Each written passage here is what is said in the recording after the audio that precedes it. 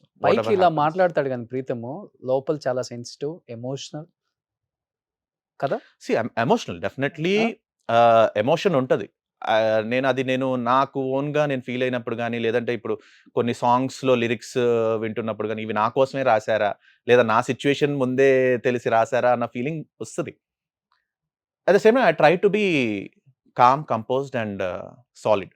హ్మ్. Rock solid. Hmm. So, Manasa call చేస్తే ఏం చెప్తావు? కలుద్దాం మనం మాట్లాడదాం. Let's solve this. Hmm. Whatever you want I will do. హ్మ్.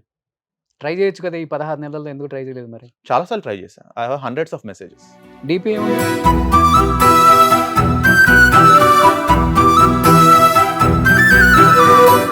ఎంత పెద్దోడికి ఏజ్ ఇప్పుడు? పెద్ద బాబు ఇవి జాన్ 1కి 4 ఇయర్స్ వస్తాయి. హ్మ్. చిన్న బాబుకి 2.5 ఇయర్స్ దాటినాయి. లైక్ వాడికి కూడా దగ్గరగా మొన్న జులైలో 2 కంప్లీట్ అయింది. సో, నువ్వైతే వెయిట్ చేస్తున్నావు. మానస నీ దగ్గరికొస్తుంది మళ్ళీ. మళ్ళీ కొత్త లైఫ్ స్టార్ట్ చేస్తాం అనుకుంటున్నావు. డెఫినిట్‌గా పిల్లలకి ఒక బెటర్ ఫ్యూచర్ ఇవ్వాలి. హ్మ్. సో, బెటర్ ఫ్యూచర్ ఇవ్వాలి అంటే డెఫినిట్‌గా మేమిద్దరం ఒక కామన్ గ్రౌండ్‌కొచ్చి వాళ్ళ ఫ్యూచర్ గురించి వర్కౌట్ చేయాలి. She is definitely a nice person. మంచి మదర్. మా ఇద్దరి మధ్య తెలియకుండా క్రియేట్ అయింది ఆ గ్యాప్ కూడా. ఇట్స్ నాట్ ఆహ్, ఒక పర్సన్‌ని బికాస్ బ్యాడ్ ఆఫ్ అని యూ అంటే చెప్పలేదు. యాక్సెప్ట్ చేస్తావా? అయ్యుండొచ్చు మేబీ.